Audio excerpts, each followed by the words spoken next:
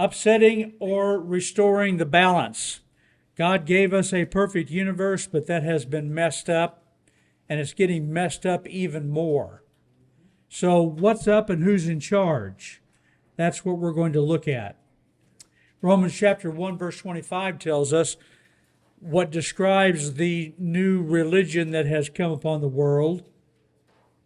Paul said, who changed the truth, speaking of the idolatrous people of the world, who changed the truth of God into a lie and worshiped and served the creature more than the Creator, who is blessed forever. Amen. So, worship of Mother Earth is the new religion. Climate change is another name that it goes by. And this is described perfectly by this: that which can be seen in the universe about God, they twist it and change it and turn it into the creature instead of the Creator who made the creature. And they worship that. So, our base verses, Genesis 1:14, one of them, and God said, let there be lights in the firmament of the heaven to divide the day from the night, and let them be for signs and for seasons and for days and years. Now, we take this for granted, but the fact that the earth goes around the sun very predictably is a big deal. And the moon around the earth, predictably, it's a big deal. In fact, scientists tell us that there wouldn't even be life on earth if the moon did not go around.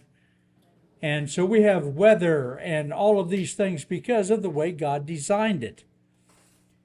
But in Daniel chapter 7, verse 25, describing the man of sin that's coming, the Antichrist, and he shall speak great words against the Most High, that's God, and shall wear out the saints of the Most High, those are the tribulation saints, and think to change times and laws, and they shall be given into his hand until a time and times and the dividing of time. So this is very precisely, the language of it is 3.5 years, time and times and half. That's 3.5 years. This is the last half of the tribulation. So God gave us a perfect universe with perfect balance, and everything operates by the seasons and times the way they're supposed to. But the Antichrist is going to seek to change. Maybe he'll actually get it changed so that daylight savings time goes away. I don't know. That'll be a good thing. In Harbinger's Daily, there's an article by Jeff Kinley. And I don't usually read you a lot, but I'm going to read you some tonight because this is an excerpt from that article that's really apropos. Today, many people recognize that we are in the midst of a seismic shift of historic proportions. What has come on the earth has never seen. The strategy of deception, manipulation, and coercion may backfire in the short run. I think he's wrong about that. But it fits the pattern of the Antichrist one world government described in Bible prophecy. But in order to complete the download of lies into the collective consciousness of humanity, Satan must assault the human mind on multiple fronts. Fear of death from a mysterious virus is but one way to ensnare his prey. He must also redefine morality, virtue, even humanity itself, and our relationship to our Creator. He must also alter the very nature of humanity as well, transhumanism. The evil one is succeeding quickly and overwhelmingly in our own society. Many people enthusiastically deny the Creator that made us, casting aside the fetters of morality and religion. They clamor for a new world order overseen by a global government. The third component of Satan's master plan is to prepare and position the man of his own choosing, the man of sin. Some may bristle at talking about the Antichrist. Now listen carefully. I mean, shouldn't we just talk and teach about Jesus? isn't teaching about the Antichrist giving the devil more attention than he deserves? So why even talk about him? Well, and so there are all these reasons. And the first one, I've got it out of joint there. He's in the Bible. We're talking about the Antichrist and the man of sin, the one world government, all these things, because it's in the Bible. Next, more than 100 passages of Scripture mention him. He is the most dominant end times person apart from Jesus Christ. So you begin to see the reason why it's important to talk about him. He is definitely coming. You have a Bible reference of 1 John 2:18. The spirit of Antichrist is already working among us, 1 John 4:3. And he is likely, if we are as near to the end of the things as we think we are, that Antichrist has probably been alive for several years. Imagine that. Who is the Antichrist? Is it one of you? Probably not. Well, the Antichrist is a fascinating figure. Before we get done with our prophecy study, we'll probably do something about just the Antichrist. But, and so people have been trying to figure out, they've said this and they've said this guy, and then he's going to be part Jew, and they've said a lot of different things. In the end, to me, on a very practical level, the particular human being isn't terribly important because they're going to be filled with a demon. They're going to be filled with the devil.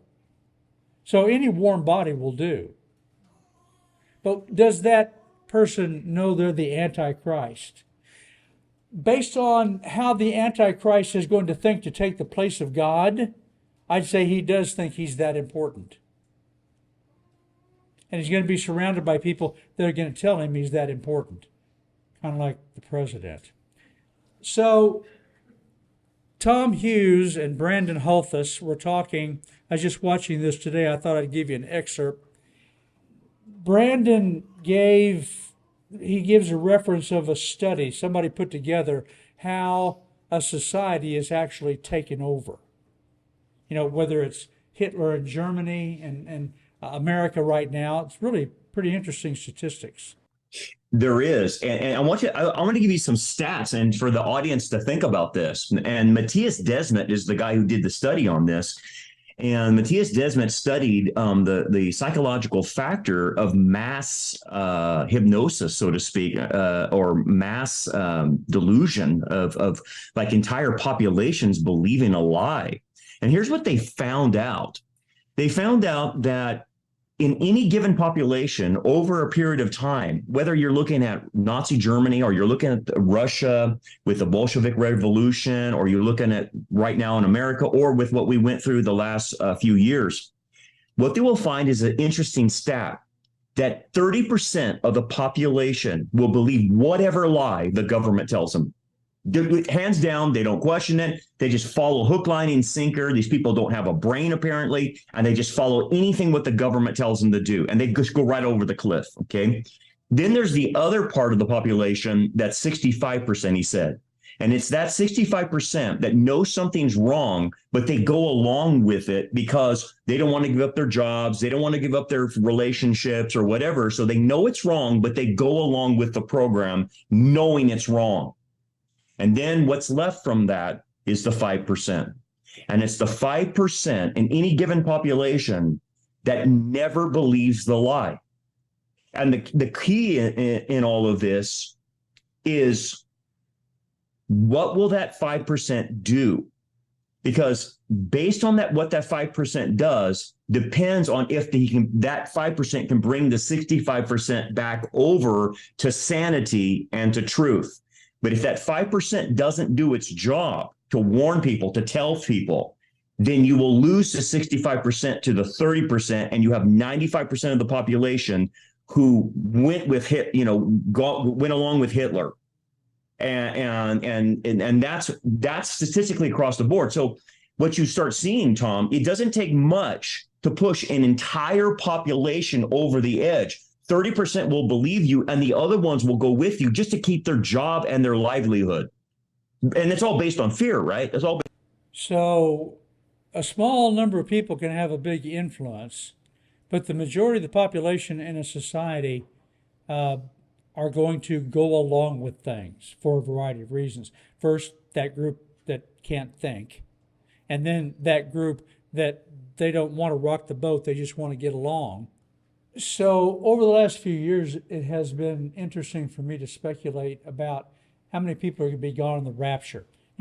We've seen the movies and we've visualized it in a lot of different ways that millions are going to be missing. I wonder if it might be fewer than you think that are actually born again. That's not my job to say who's saved and who's not. I'm not going to do that. I'm just saying it may not be as many people as you think. I mean, how many churches are based on the concept of a works salvation? They're not trusting Jesus, they're trusting. They got baptized when they were a baby, so they're going to heaven. I want to skip down to where we left off. We left off right here last week, so we'll pick it up here. We were talking last week as we ended talking about AI. AI is already being developed to give us a new religion. That's what the World Economic Forum guys think, that the AI has the actual possibility to give us a religion that's actually good, not what we've got in Christianity and not what we've got in all of the religions of the world. They're all faulty and messed up. But AI will actually give us a religion that's right. And so when we talk about religion, and what we're looking at here is kind of an overview of all the stuff that's been going on and the influences. So in the churches, wokeism became a thing. Actually, when churches shut down in 2020, a lot of those churches, when they came back on live, their pastors were woke. I'll let you study that on your own. But they actually woke up to, so to speak, the people came back to their church and they found that their pastor was all now about Black Lives Matters and how we needed to be advocates for the black people and all of the thing that goes. Well, so what is wokeism? I want you to have an understanding of how we've kind of come along in that. So wokeism originally was a term relating to social justice. Black Lives Matters. To be woke meant to become aware, you woke up, to the social inequities and injustices that are all around us. But you didn't notice them. You didn't notice how bigoted you were. You didn't notice how black people were treated by people next to you. And so you woke up and now you realize all of that's going on. It has grown or morphed to mean one who is aware of all the LGBTQ plus foolishness. To a conservative, like you and I, a Bible believer, it means somebody who's delusional. That's what it actually means. All these, you look at the news, you see the LGBT junk that's going on, the parades and Black Lives Matter, and those people are nuts. We're looking at them, and what we're actually saying is that's the woke crowd. And it kind of takes in a whole lot more than what it originally was. It was just all about social inequity. It's about more than that now. It's about all the nuts in the world. So, and religion and spirituality, these two are going to be kind of crossed over. And I could have put some of this both different places. But in religion and Christianity in America, so there's Bill Johnson, Bethel, and witchcraft. If you don't know, Bethel and Hillsong are the big dogs, for lack of any other way to say it. I don't even know how to describe them. They're basically a denomination in and of themselves. They're that big and worldwide. Well, Bill Johnson is one of the big guys in that. He's out in California at Bethel. So, Lord of the Rings is great entertainment, but it is full of witchcraft. And that's great for entertainment, for just watching entertainment. But you're going to see Bill Johnson is bringing a piece of witchcraft out of Lord of the Rings right into the church service. So in the Lord of the Rings, there's this point at which Gandalf, is that spelled right? Okay, Gandalf.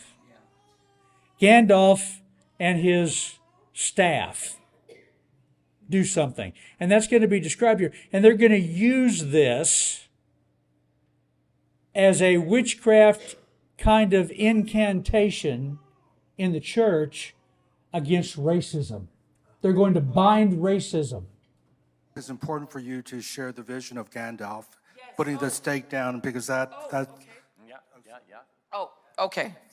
So for those of you who didn't see the movie, so this happens in the Fellowship. In the Fellowship of the Ring. In the Fellowship of the Ring, at some point, Gandalf stands up and he is in the middle of this tomb court there, has killed everyone, pretty much, that used to live there. It was the dwarves. He's killed them all. And when the demon comes after Gandalf, even the demons flee. The demons flee. They start climbing the walls. And out of nowhere, Gandalf realizes the only thing that will stop this demon is if he stands there and confronts it, toe to toe, eye to eye, and tells him, this is the line. And the demon is in full authority, in full manifestation of its presence. It's just roaring in front of Gandalf. And Gandalf stands in his authority in front of the demon and says it. The first time he hits it and it doesn't happen. The second time, Gandalf does it again and still the demon is not obeying. And at the third time, Gandalf puts both of his hands on the staff and he said, I said, and he hits it. And that authority is what we are talking about, that can only be released by an apostolic decree. The authority must be given. And that's why I revealed what we heard tonight. So, is that clear? Thank you. So please stand up with us. So if you can stand, because you're standing in authority, because you're all kings and priests, and all of us, we're an apostolic people. So as an apostolic team, with the authority that God's given to us, we decree and declare that racism will end. It's over in the ecclesia from this night forward in Jesus' mighty name. Let's lift it up and bang it. Hallelujah. Come on, give him a praise offering. Repeat with us. Thou shalt not pass. No more. Amen. Amen. I'm sorry, we did it twice. We need one more. One more. We need you to agree with us. Okay. On the count of three. On three. Shout with us. 1, 2, 3. Thou shalt not pass. In the name of Jesus Christ. So the first thing I want to point out, this is exactly what a witch would do to cast a spell. Okay? Now, they would justify it all kinds of spiritual ways, but in the end, they're casting a spell using witchcraft. May I just point something out? I love to point out obvious things.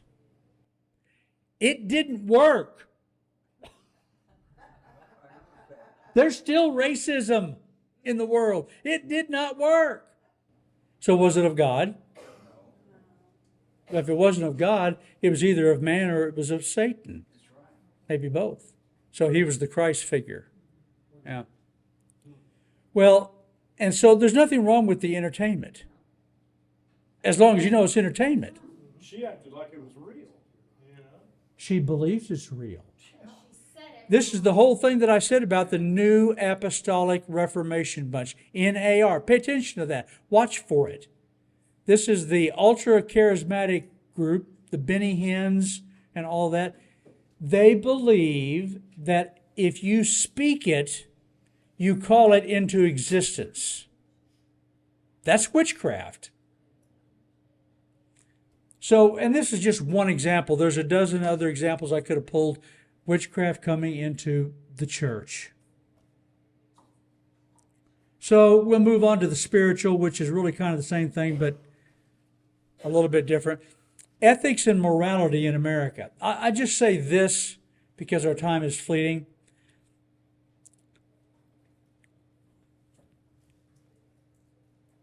Ethics and morality in America has fallen so far across the board, even among Christians, such that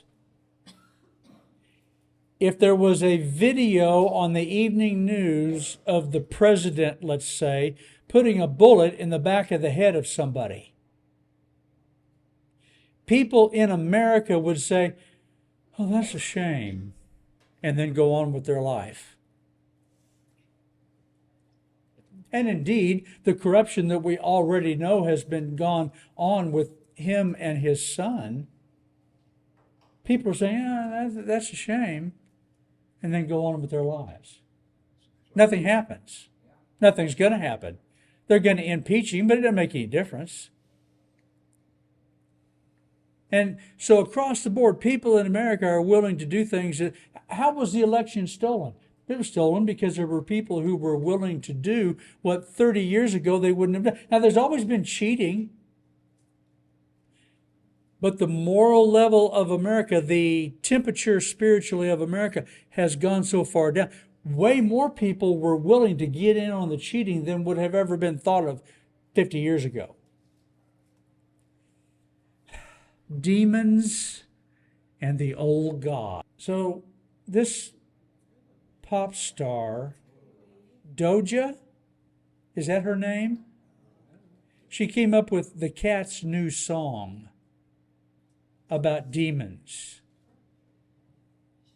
And this somehow goes along with it. I don't know if that's her or not. I'm not going to make you listen to the song. But what was interesting about this was she put the song out, and it's just filled with demons and against God, and it backfired. A lot of young people actually turned back to God because it was so far over the line. That was what I wanted to point out to you. And then AI to the rescue. Billy Graham's magazine, that is the magazine that he began, Christianity Today. If you don't know what Christianity Today is, woke and liberal and over the edge. Christian magazine started by Billy Graham, now promoting AI in sermons. So because time's gone, I just put this to you. You go chase this article down, WorldNet Daily, and you can read it for yourself. Basically, there's a preacher or several preachers who are putting forth the idea that AI can actually help them with their work and can take all of their thinking about sermons and theology and synthesize it down and save them a lot of time and help them write their sermons. Well, what could go wrong with that? I mean, what could go wrong with that? They accept what the AI says and it's really bad theology. That's just one illustration of how it could go bad. So in churches all over the country, there are Christians and preachers in particular that are pushing the idea of the law of attraction. How many of you have ever heard of the law of attraction? Okay.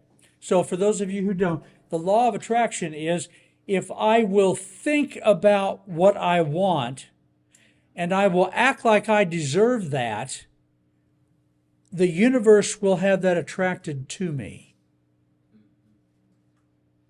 This is nothing more than what you see with Benny Hinn and what we were just talking about earlier with Bill Johnston and all. If you name it, you claim it, it's yours.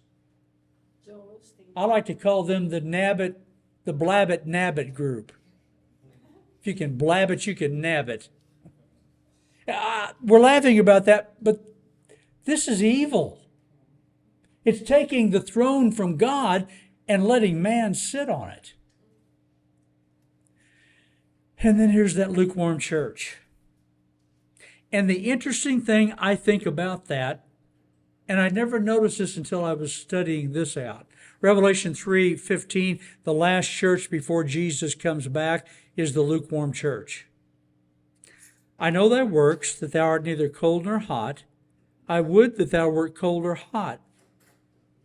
The church can't make up its mind about what's right and wrong. Medical. I'm going to put this article to you. You don't have time to share it tonight, but you go look it up. In Harbinger's Daily, the title of it was "The Media Refuses to Acknowledge the Wave of People Detransitioning and Coming to Christ." I didn't even know that was a thing until I read that article. Evidently, there's lots of people who have changed their gender and woke up and are detransitioning, and that's not the end of it. I mean, that would end up with a scarred individual, but they're coming to Christ. Even in the midst of the worst of situations, God's hand is there. So this is the second of those two situations where that's true. And I just point out to you, in the medical realm, have things changed in the last 3 years? And if you look, you'll probably begin to see people who are wearing masks again. How many of you have seen somebody wearing masks in the last few weeks? Yeah? It's coming. I had an encouraging statistic, though. I forget where I got this. I think it was on Newsmax. That when the second wave came and they wanted you to get boosted again, only 20% of the population was willing to do it. Now that's really encouraging. There are more people who will refuse the thing than I thought. If then only 20%, now all this time later when we've got the actual science about masking and the jab and all of that, I don't think there's going to be very many people do it at all. We'll see. Anyway, it's coming. We'll talk about the resurrection next time. I will hit these last two things real quick as we finish this up next time, but our time is gone.